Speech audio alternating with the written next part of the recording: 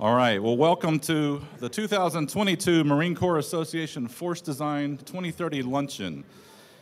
At this time, please direct your attention to the screens for a brief video.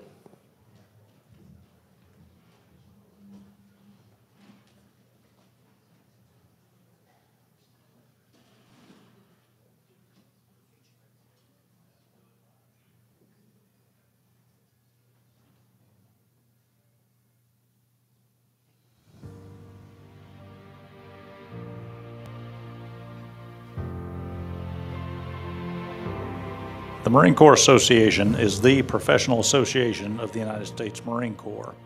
Founded more than 100 years ago by General John A. LtGen, who, along with a group of like-minded Marines, saw the need for an association whose mission was the betterment and improvement of the Corps through professional development, the recognition of excellence, and by expanding awareness of the rich traditions and history of the world's finest fighting force.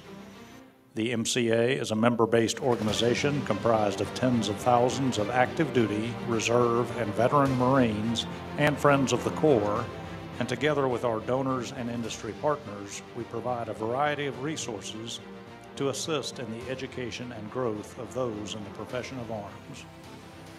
The Marine Corps Gazette and Leatherneck, Magazine of the Marines, are the flagship publications of the Marine Corps Association. General LtGen established the Marine Corps Gazette in 1916 as the Corps' professional journal for the free exchange of ideas, professional debate, and the discussion of the issues of greatest importance to the Corps. Enlisted Marines and officers from throughout the Corps regularly contribute to the Gazette, including staff non-commissioned officers detailing logistical and tactical challenges, to the Commandant himself explaining his Force Design 2030.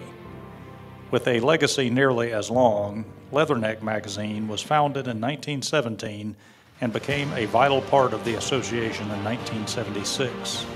In its over 100 years in print, Leatherneck has chronicled the history of the Corps and shared the stories of Marines in every clime and place, from the forests of Bella Wood to the deserts of Iraq. In addition to publishing our legendary magazines, the Corps' Professional Association supports today's Marines in a variety of other ways by providing a wide range of resources, including battle study packages, authoritative references, podcasts, and decision-making exercises. Providing funding for unit libraries and commanders' forums from the company to division level is yet another means by which the Marine Corps Association supports commanders' efforts to develop their Marines into strong leaders and mentors. The association also formally recognizes the achievements of thousands of Marines each year across all of the formal schools and training detachments by providing a variety of awards from the honor graduates in every series at the recruit depots to high-performing graduates of top-level PME colleges and schools.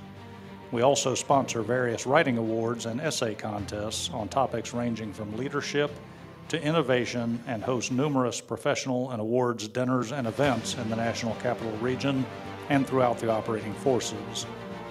Our events provide Marines of all ranks with opportunities to hear from senior leaders in industry, the Department of Defense, and other governmental agencies in order to educate, challenge, and inform their thinking. Since 1913, it has been the privilege of the Marine Corps Association to support the professional development of Marines on and off the battlefield, and we look forward to continuing to serve our fellow Leathernecks in every clime and place in the future. Semper Fidelis.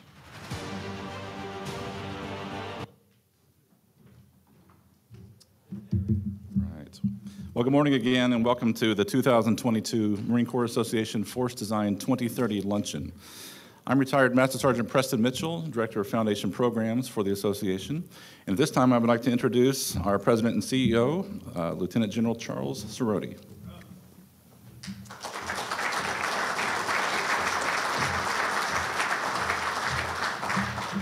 Thanks, and you will have noticed that Master Sergeant Mitchell is the new face amongst us. We just had the privilege of retiring Sergeant Major Kevin Bennett here on the occasion of our 247th birthday, and Preston has stepped up. And so thanks, Preston, for taking his place. You're going to set a whole new path, I'm sure. So You got to set yourself right here, so thanks. So friends, and I do mean that wholeheartedly, because as I look around the room today, it just, we've done 22 events this year, and I think I can call you guys, I think I've spent more time eating with you than I have my own family. So again, I want to just welcome all of you here today, and thank you again for being part of the Marine Corps Association. It has been an incredible year for us, and I just wanted to kind of start with that. In particular for us, we focused this series of luncheons on force design. And we've done that because of its the emotional, professional interest that all of us have in the future of our Corps. And so this is, we kind of culminated. We started out with the Commandant early on at our national event, where he laid out the tenets that he saw within managing the force, talent management. We followed that up with General Smith, our ACMAC, and Sergeant Major Black as well, and gave us a taste for the capabilities and requirements, how the Sergeant Major viewed the future fighting force from an enlisted person's perspective. We next had Lieutenant General Arlington, who was then MNRA, and his staff come and talk to us about true talent management and how they saw this future requirement that was levied as part of the force design construct. And then today, quite frankly, I think, is the cherry on the cake, and that is, Lieutenant General Mahoney, Mo Mahoney, for those of you that know him well, coming and talking to us about the resourcing of the concept. And, the money man is here. And so when he comes, all of us listen, right? And so, Mo, I can't thank you enough for taking time out of your busy schedule. We have you on tape, so if, you say something, good luck. But what has ensued in all of this, truly, in all of this, all of these events that we've done, I believe, is truly a deeper understanding of the Commandant's vision, of the future operating environment in which our Marines will find themselves, as defined by the National Defense Strategy, the need for change and why we have to change, how we will manage the future force, the talent that we ask that joins our Marine Corps, and ultimately how we resource this, right? I mean, that's going to be the challenge, because we could have some pretty well laid plans, and if we can't lock in the program, then it's really just a lot of Don Quixote chasing after windmills. And so I think that we will find that it is going to be a very productive discussion today. As a professional association and the preeminent association of the Marine Corps, we feel that we have provided multiple platforms for this professional debate, whether it be in venues like this or in our magazines, on social media with our blogs or other. We feel that we've provided that. And in so doing, we've allowed for your voice, the professionals that are out there, the experience that is out there, to be given back to the Commandant. And our Commandant, for those of you who pay attention, receives that and inputs it and acts on it when it is of value. And so I think that we've done and I say we, I mean our staff has done a fantastic job of doing this so that we could fully bring and deliver all of this back to the Commandant. For those of you that are members, the rest of you forget you, but for those of you that are members, I want to point out this month's Gazette. And I do that not because the rest of them are any degree less good, but this one in particular focuses on the December edition focuses on force design. And our editor and publisher, Colonel Chris Woodbridge, has put together a compilation, I'll call it, of argument. And it is about this need for change as defined by the Commandant of the Marine Corps early on, and then the articles which underpin and support it. And it's juxtaposed on the other side with those that would, that see and voice critical concern over the transformation of the Corps. And rightfully so, right? Because no good plan should just stand on one person's vision. It should be properly done so. And I think that Chris, thank you. I know you're out there, has put a lot of time in really trying to bring an unbiased view to the magazine so that the professional discussion can really percolate up. Ladies and gentlemen, the chairman of the MCA just walked in, so that's John. Welcome, sir. So thank you for being here. Regardless, we are still committed to providing a platform that sustains the civil discourse on force design and every issue of greatest importance to the Corps. We encourage the critical thinking and sharing the recommendations for overcoming the challenges facing Marines as the character of war continues to change. And I think, and I believe, that General LtGen's intent that was laid for us in 1913 is met and continues to be met, and that he would look fondly at this gathering and the actions and the efforts that the association takes to further the professional development of our Marines on active duty, and even of those of us who are veterans that are stationed around the globe today and in so many years ago. So, ladies and gentlemen, I am truly honored to be here standing, leading a team of true professionals that does all of that for us. And so I just want to give them a special round of applause, please.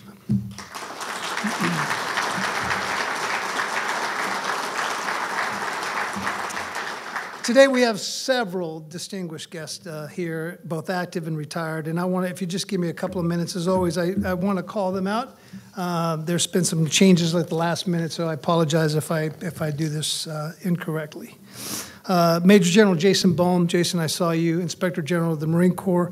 Everything we say will be on record. And by the way, we left your picture in the video so that you would endear yourself to us and not hold us to account. Major General Jim Adams, Rayman, I see you, sir. Thank you so much for being here. Always great to see you. I didn't see General Proudfoot, Brigadier General Proudfoot. Are you in? Oh, there you are, Steve. Sorry about that. Thanks for being here. So, Brigadier General Maury, Assistant DCA, where are you?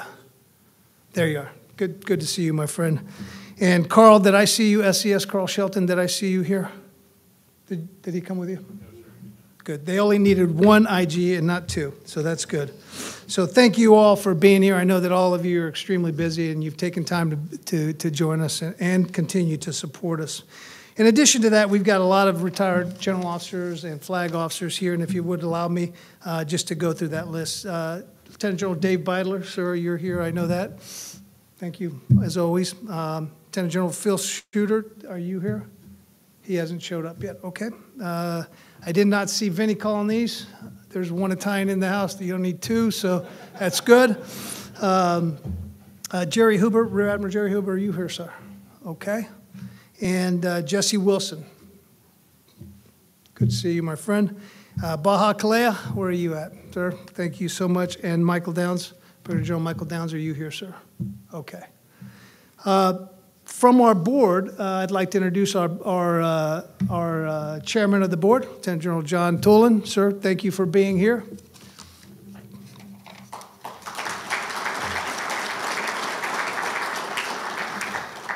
Vice Chairman Jay Holmes, sir, all the way right there. Raise your other hand, please.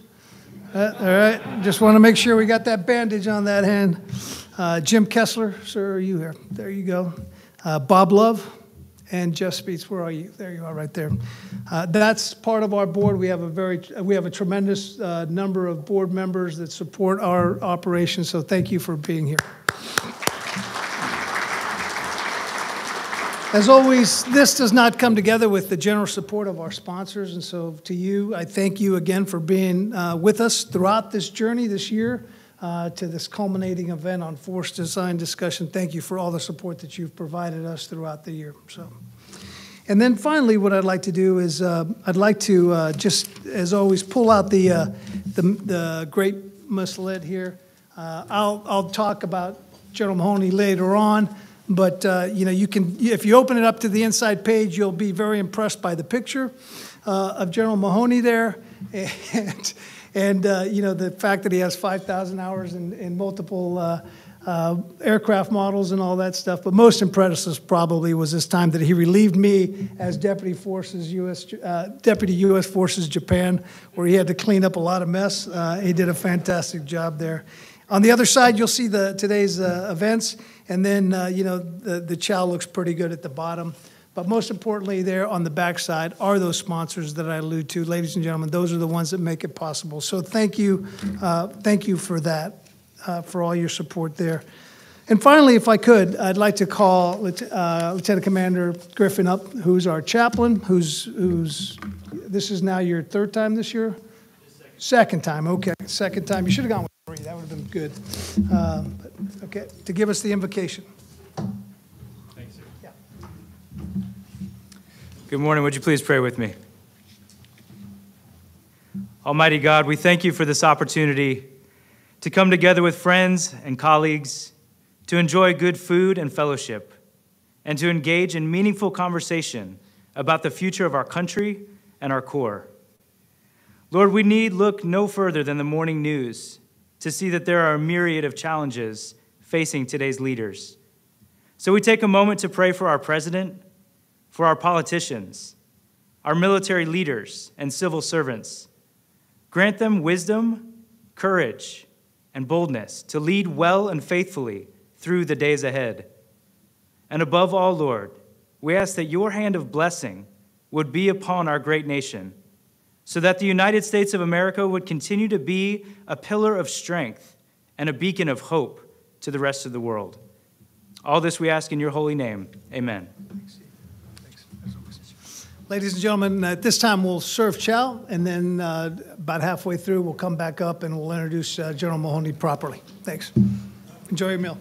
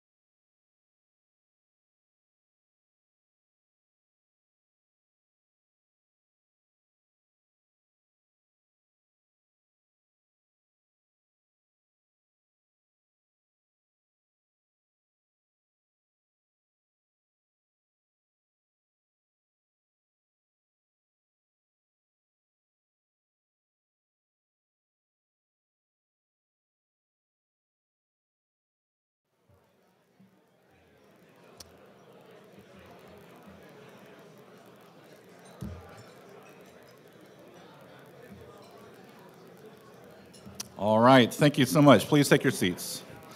Ladies and gentlemen, it's once again my honor to reintroduce our President and CEO, Lieutenant General Charles Schirodi. Okay, great. I hope you enjoyed the meal. That was great. It's now general nap time, so we're going to have Mahoney come up here and talk to us. Now, ladies and gentlemen, it is indeed an honor and privilege not only to introduce the Deputy Commandant for Programs and Resources, but a very close friend of mine.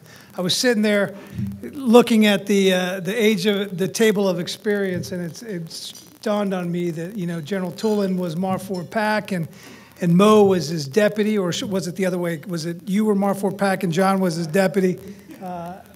John Tulin was U.S. Forces Japan deputy, then me, then Mo. So together we've crossed similar paths, and what a great experience that was.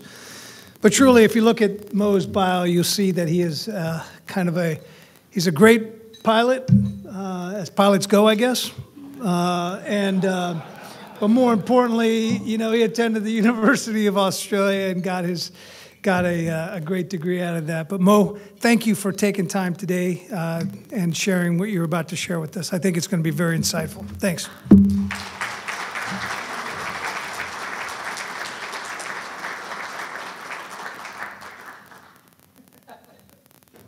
All right, I understand we're live streaming this thing, so I'll try and stay on the script. But before I do that, let me go off the script. Coming up here outside, everybody that I talk to are interested in a bunch of things as far as resourcing and money go. So let me just put a chapeau on, and this isn't directly related to force design at all. I'll go 22, 23, 24, 25. Just the highlights. It won't be, hey, here's X amount of resources toward this or the other thing. Highlights that happened in the P&R world. In 22, we took our entire general ledger, our entire bank account, we picked it up, and we moved it from a 30-year-old general ledger system to a new automated general ledger system called the Defense Agency's Initiatives. And as we all know, computers are here to help, and it was seamless. So I'm still limping around the E-ring as we transition, but it is a good thing going forward. We now have deep down clarity at the transaction level. I paid $10 for a notebook, and I can follow that dollar all the way from the appropriation line all the way down to who got the notebook. And that will lead into my second point in 22, which is a full financial audit. Without that type of information, we will not be auditable. So the system that we were in, everybody was comfortable with it. We could not be auditable. We could not tell that story to the department, to Congress, to basically anybody who asked, hey, we gave you a buck, follow that buck all the way through its life cycle. We couldn't do it to an auditable standard. We're in the middle of that now. So as we wrestle with the transition of our general ledger system and a full financial audit, we're pretty bloody busy going into 23. I'll talk about 23 and 24 only in general terms because we don't have a budget for 23. And we certainly don't have one yet for 24, though we have shipped the program to the department. And I'll answer it this way. This time last year, if you'd asked me how you doing, I'd probably have a sad face on. We had certain hits that we took to the top line and specifically against certain programs by zip code that we were trying to defend, that we were trying to appeal, that we were trying to reclama and get those resources back. Now, we'll see what happens in the budget, but as I stand here right now, going into the next formulation post-program review for 24, I feel a lot better. Okay, whether it's wholeness of the program, cost, schedule, performance of each of our ACAT items or other items, I feel better. Now, I'll feel much better when I see an enacted budget. I'll feel much better when I see what Congress has in store for us for top line for 24. So I feel better from a financial and programmatic position where I'm standing right now. 25, we are, CD&I is in the generation of requirements and a plan. Concomitant with that, I have my programmers going in to look at where we are financially against the plans that are at play. And I will just tell you that the relationship between P&R and CD&I is really, really good. And I'm not a smoke blower cheerleader type of guy, but General Heckel's team down there has been nothing but forthright, cooperative, and I hope my team has been the same, because without that relationship, you force people into positions of getting out of their line. Programmers trying to put a plan together. Hey, where you want to be? Trust me, because we'll just make the math work. It won't necessarily make the requirement work. So I feel very, very good about how we enter into the planning and then programming phase of 25. But there's uncertainty volume around 23 and on because we don't have statutes. We don't have a bill for the budget, but we'll see what happens when we do. And I'm confident that we'll get one. Okay. Yeah, fighter pilot jokes. Okay. All right. So Chuck asked me a couple of weeks back to come up, and he said, hey, I need your help, and I thought it was maybe to get one of those 50 cars you have down off the blocks. Knowing full well that I drive a 2001 Tacoma. But isn't that just a way of a Motor T guy asking a fighter pilot for help? You've all seen Top Gun, right? So you know there's nothing that we can't do. Is that right, General Biden? All right. This is truly a great showing, and it's good, number one, to be out of the Pentagon, but number two, to see friendly faces. And I'd be a little bit remiss if I didn't thank the sponsors and the people from industry who are here, who are at once friends, supporters, and well and truly in my world, partners in getting the programs to where they need to be. So guys, thanks, guys and ladies, thanks for coming.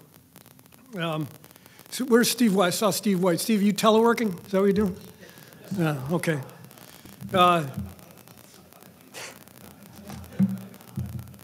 Let's talk a little bit about a program aspect as it relates to force design.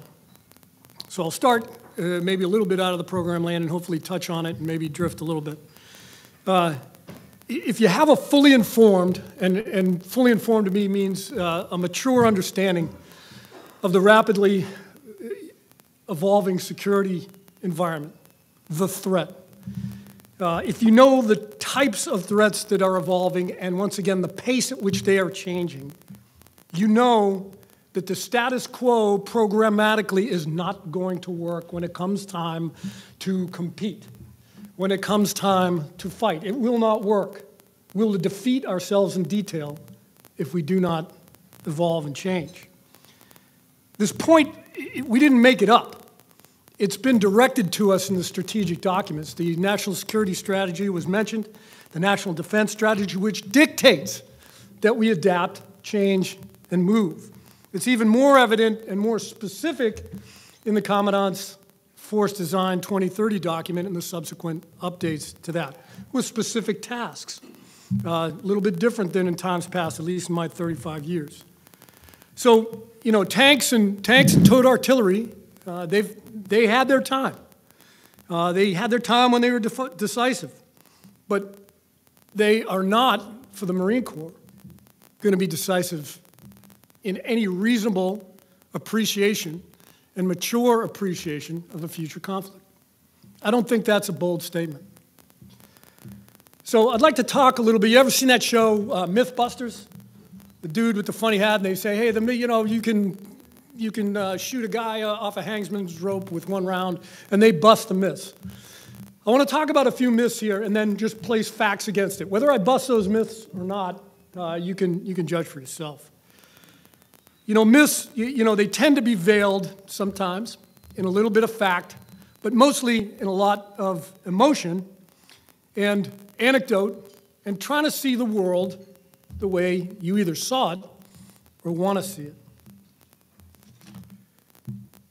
So let's talk about the first myth.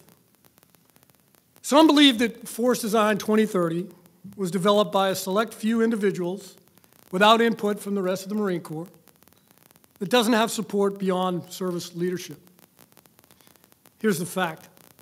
The first iteration of Force Design 2030 occurred under CMC 38, General Neller, and I believe it was in July of 2019 when he formed an OPT from folks across the MAGTF that included 3 active duty general officers and a retired ACMAC as a graybeard. I don't think that really qualifies as a small, cloistered, exclusive group. The fact is that Forest Design 2030 has been an iterative process, a process that's been run through many cycles, watch, rinse, repeat, see how it looks, that was rooted in Commandant 31's Hunter Warrior. People remember that as I look at some of the mature folks in the audience. When we talk about reconnaissance and counter-reconnaissance, that's a euphemism for what was envisioned by the 33rd Commandant when he brought out distributed operations. See, sense, and decide before the other guy can. Unlike MCDP-1, which no kidding history tells us, was written by almost a singular captain under the direction of General Gray, Forest Design is and has been the product of a robust feedback loop. Programmatically, I can tell you that is how we are doing it. When we envision a program that is supportive of Forest Design, we look at it from a financial position, we look at it across a 5-year plan, and we look at it for supportability against the resources that we think we will get. I keep looking at Steve White, who's my head programmer, and you can talk to him after and see if I'm lying. We conducted over 30 war games, 25 studies, 40 separate integrated planning teams, and numerous experiments, totaling well over 100 different events to inform, shape, and validate the components of Forest Design. And every program review goes through a watch cycle in the department, it goes through a watch cycle in the Marine Corps, then the Dawn, then OSD, then across the river multiple times, either through Congress or OMB or all of that. So it is not stealing away in the night at all. Beyond the formal development process, though, there have been extensive scholarly debates about Forest Design. You saw some of the media that has been the centerpiece of those debates. The Marine Corps Gazette, online, War on the Rocks, which have led to further improvement. Just didn't land on the print pages of the Gazette and went unanswered. I can tell you from a program standpoint, that is true. Another fact, Forest Design has the support of multiple combatant commanders. You might expect, yeah, the U.S. Indo-PACOM commander, he loves it because it's exclusively focused on PACOM. But here's a fact. General Walters, who just gave up EUCOM and Supreme Allied Commander Europe, stated that, and this is a quote, "The modernized Marine Corps dramatically enhances our options of brown water force that can shoot, move, and communicate, and is very expeditionary, is priceless for 21st century security." That's EUCOM. So the myth that Forest Design is somehow geographically exclusive doesn't seem to pass the Walters test as the Supreme Allied Commander in Europe. In my world, what is more important than Admiral Aquilino, maybe, don't tell him that, he'll beat me up, or General Walters, is Congress. That is where we get our oversight. That is where the checks are written. That is where expectation is for us to perform against the things that we said we would do. The members of Congress have shown support. They've written open articles about Forest Design and the vector we're on, and importantly during hearings, and most importantly to me, with funding. When we roll out some of the programs that are integral to moving forward with Forest Design, that has almost been, it's been remarkable, I'll just say, the support rhetorically and on the floor that we've received from Congress. Here's another fact, and it's an important one for me.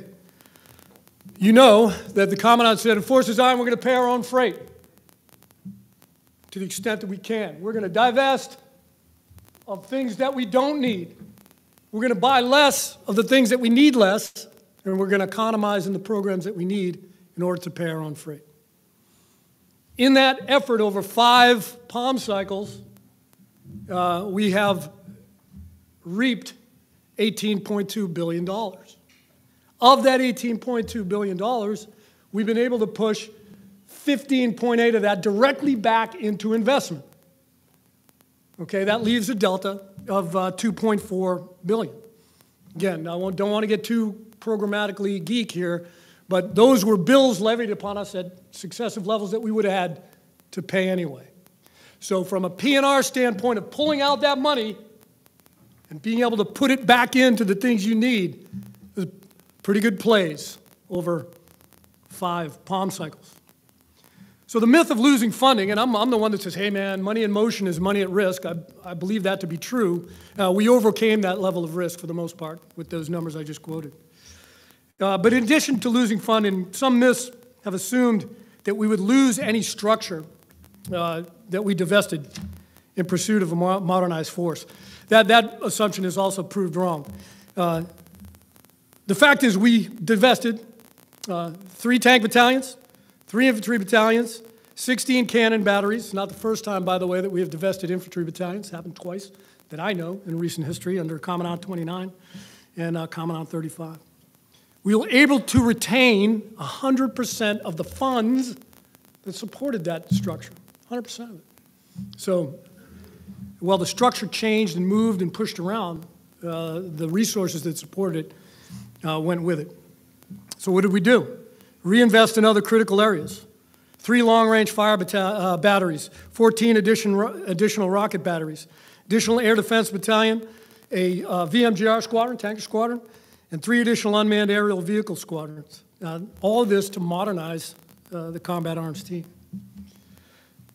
Similar to the myth about losing structure resources, is believed that the force design is degrading the ground combat element, throwing out facts, quote unquote, that we are decreasing the infantry by 41%. So I'm just doing some quick math.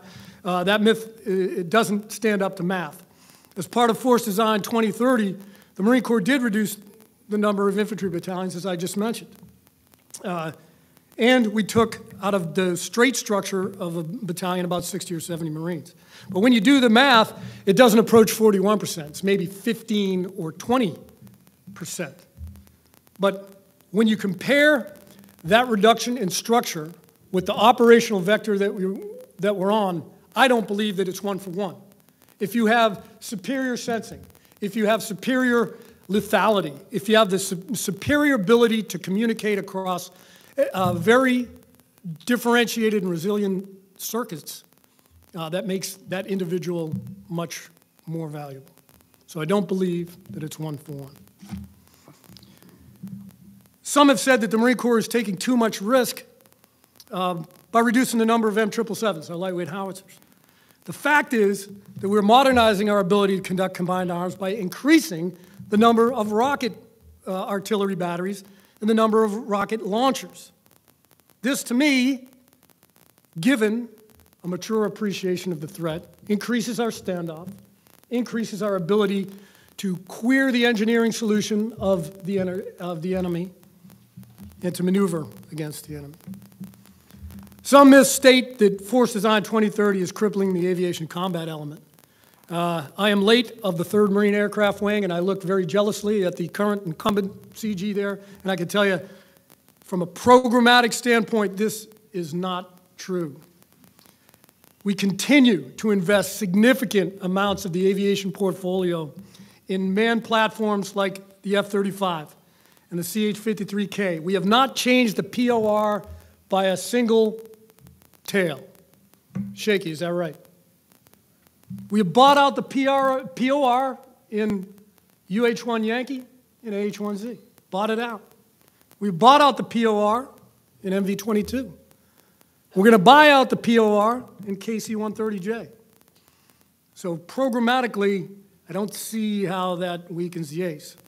Importantly, we're invested in other elements of the ACE, investing heavily in the Gator radar, which has turned out to be a game changer, both open source and other levels of classification. CAC-2S, the Common Aviation Command and Control System, which is turning out to be the secret sauce of marrying a superior sensor with the rest of the Joint Force. We have associated classified technologies, which once again allow us to punch above our weight. And we're investing in unmanned platforms like the MQ-9 and critically in its payloads, which is the important thing about it. We're increasing the lethality of our aircraft by investing in long-range anti-ship missiles, which will aid greatly in deterrence and wartime capability against an enemy who also has long sticks to shoot. Additionally, the Marine Corps is diversifying its unmanned aviation portfolio by investing in a family of unmanned platforms destined for the hands of infantry Marines. Once again, from the perspective of a former wing CG, we are doing things in the wing that I only dreamed about when I was following in the footsteps of General Beidler. So this, to me, from a programmer's standpoint, is firm ground to be on. It's a good vector to be on. And it is a vector, quite frankly, that will give us an advantage. So what I would ask you to do,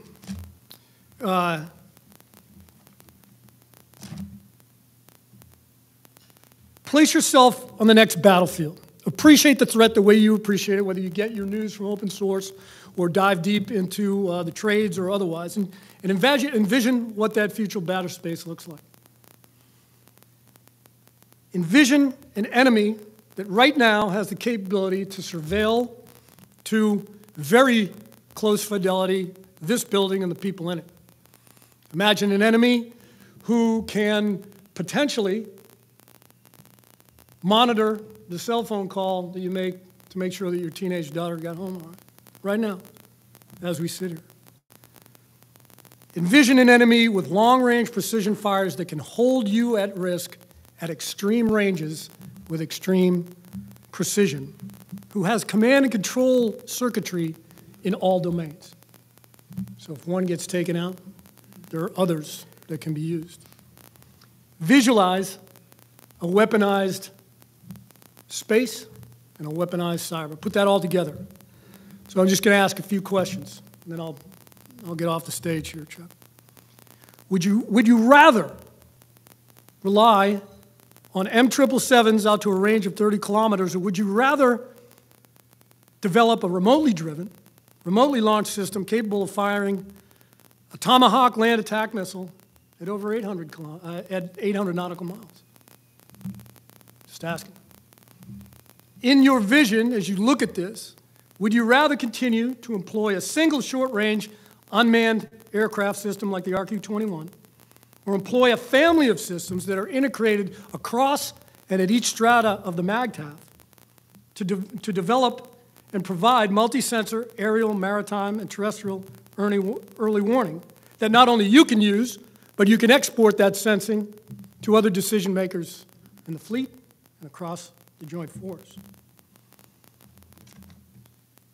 Would you rather limit our infantry units' ability to strike targets within the max range of an 81mm mortar, or provide them with loitering precision strike munitions such as OPF, the Organic Precision Fires program, that when combined with the payloads on a Group 2 UAS can strike targets that only I used to be able to strike in my F-18? I think the either-or comparison here, I think you get my point.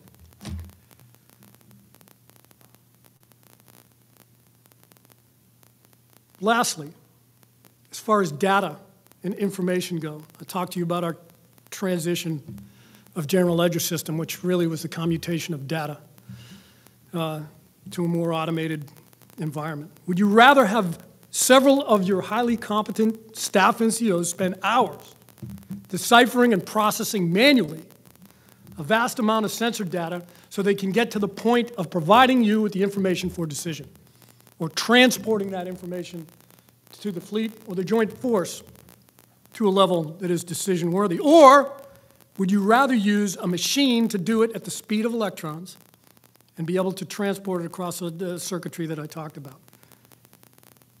So transporting, assessing, analyzing, transporting, and having decision makers being able to digest at machine speeds. Which would you rather have, the manual speed or the machine speed? These choices are where force design is taking us. These choices are where the program modernization is aimed. And like I said, I think right now, those choices are good, and we're on a path to make good on that good decision. Whether it's a battle space similar to that of Ukraine or a future maritime fight in the Indo-Pacific, the Marine Corps is investing in these capabilities to provide a necessary advantage to win. Capabilities that I'm pretty sure we can all agree we want to have. Strength of the Marine Corps, though, isn't in our technology. It's not in the boxes that go in our airplanes. The strength is in our individual Marines. That's what makes us different. And if I'm intoning different meaning better, you can take it that way. The men and women from all different backgrounds who put the Eagle Globe and Anchor on and take a little bit of anger and aggression with them are the thing that we will rise or fall on. Force design modernization will give these Marines the capabilities required to deter, when necessary, engage and defeat our adversaries. The equipment that I mentioned earlier, combined, attached to a Marine or in the EGA, will make an interesting situation for our enemies. If they are stupid enough to underestimate our resolve, and certainly the resolve of the Marine Corps, they will be met with a serious situation indeed. Through war games, exercises, and operations, all inclusive across the MAGTF, as they always have, Marines will develop innovative ways to employ the equipment, leading to further advancement. But we got to get the equipment in the hands of the Marines. This requires change. Back to where I started, change is not easy, even when every signpost says change. Even when all the I and W out there says, hey man, you got to change. The expectation in the Marine Corps is that change is duly challenged. We don't change and throw an idea out there and not have it challenged. It's debated and refined, and then debated again until the better or best solution rises to the top. But a perfect decision too late is a bad decision. We cannot become paralyzed out of fear of making the wrong decision, or even worse, paralyzed by the fear based on a myth. In our Corps, once a leader makes a decision, at least in my experience, whether it's a fire team leader to the tactical edge or a MAR-4 commander, Marines implement and execute with violence and aggression. Put aside our personal opinions and disagreements and focus on executing commander's intent. In the Marine Corps I grew up in for the last 35 years, internal disagreements stay internal. They stay with our professional organizations so that we can have a robust and meaningful debate. That's just what Marines do.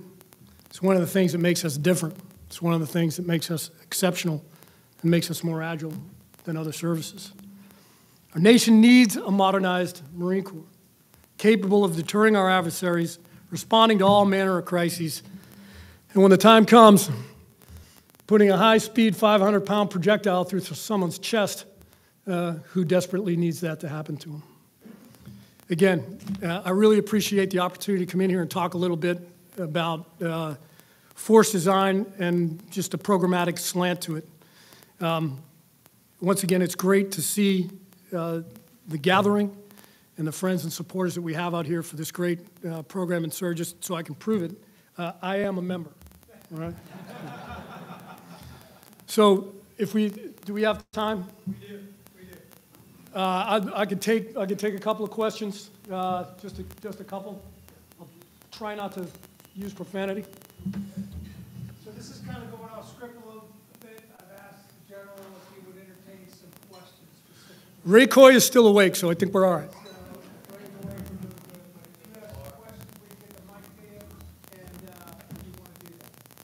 Sir. Mark out, so you talked a lot about technology and investment going into it.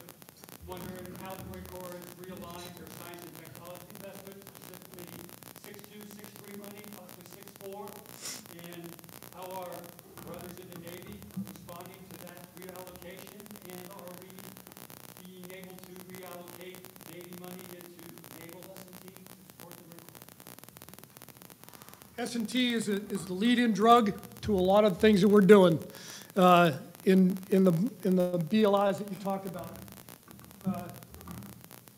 We never invest enough in S&T, but I will tell you that we are, through Project Convergence, through ABMS, through other cooperative programs, and I'm trying to go through them here by name, we are leveraging, for instance, in Project Convergence, a lot of Army things that are going on and either riding in their wake or leading where they ride in our wake, pushing us with gullibility. So I would say there hasn't been a fundamental realignment, but there has been an appreciation that without that leading drug, we don't get to the next stage of development of those good technologies that will give us a decisive advantage. Does that answer your question? Please. Sir, Tom Keating, maybe to dovetail on Mark. Sure. Great clarity on some of the things that are fact and not fact. Great assessment of your dissertation on what we need to fight that future operating environment. And you said put yourself in that position. I have, as a logistician, and Commandant said at the last meeting we had time. We have invested funding that is now being reinvested in the capability. I struggle to think of how we're going to do logistics. I don't recall you saying the word logistics. Maybe I missed it. No, you didn't miss it in the interest of time. I skipped over a few things, but your point is well taken. I believe the Commandant said the single most important factor in realizing force design in the expanses of, say, the Pacific is the ability to maneuver moves or need that says logistics. So if you look at our organic mobility from an ancillary connector to the law to L-class ships, that's moving and maneuvering. If you look at delivery systems, whether unmanned, automated, or manned, KC-130, MV-22, 53K, that's getting the stuff there, and then putting a system together, nodal, automated, informed, so we know where the stuff is, how to get it there by multiple different platforms, will get us closer to that goal. And that's where we're moving. Whether it's NPF Next, whether it's those platforms that I talked about, but you can't wish away 3,000 miles of ocean. You can't wish away an enemy who may not want you to build up your sustainment stuff. So we have to get through that, or we'll be a one-shot deal. Does that answer your question? I wish I could come here and say, hey, there are these three things that we've accomplished that now have made 3,000 miles into 3 meters, but we're working through it. I got one more, I think, if anybody's got something.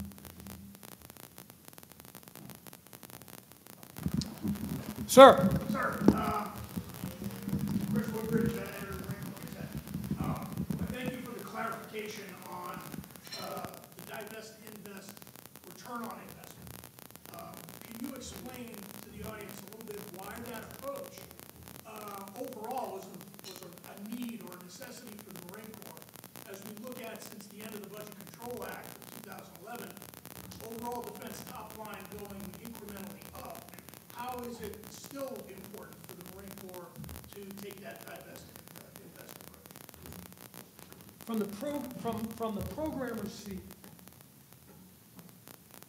we never. It is not our tradition to come to the table with a king for a day solution.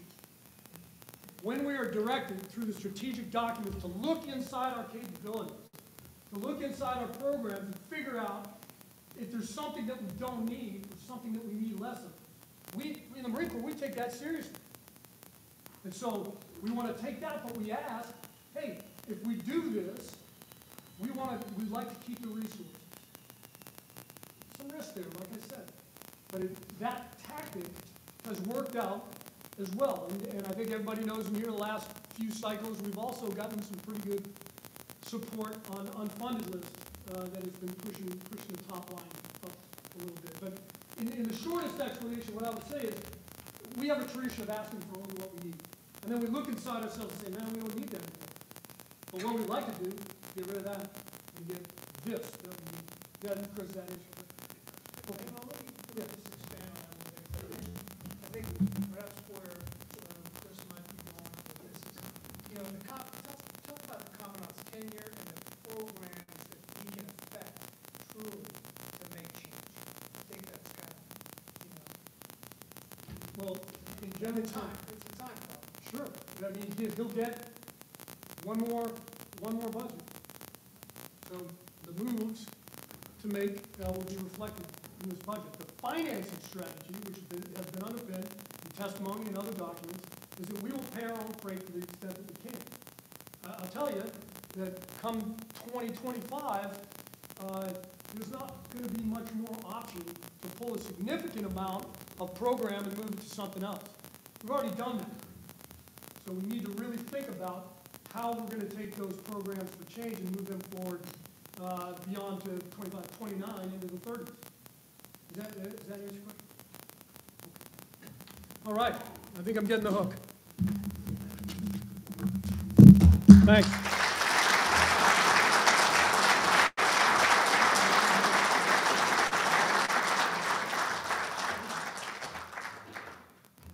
Ladies and gentlemen, that was, as promised, I think General Mahoney delivered on, and I was checking my watch, Mo, every time he turned to make sure we were doing okay. It was good. I didn't wear mine today, so we're doing okay. Ladies and gentlemen, again, I thank you all for the participation. I hope that you found this discussion insightful and enriching into the conversation of force design. I want to thank again the team that pulled this together. Leanne, where are you? And Sarah, I know you're here all the time. Thank you again for pulling the event together. And just wish all of you happy holidays as we get into the Thanksgiving season here, and hope to see you soon. Take care.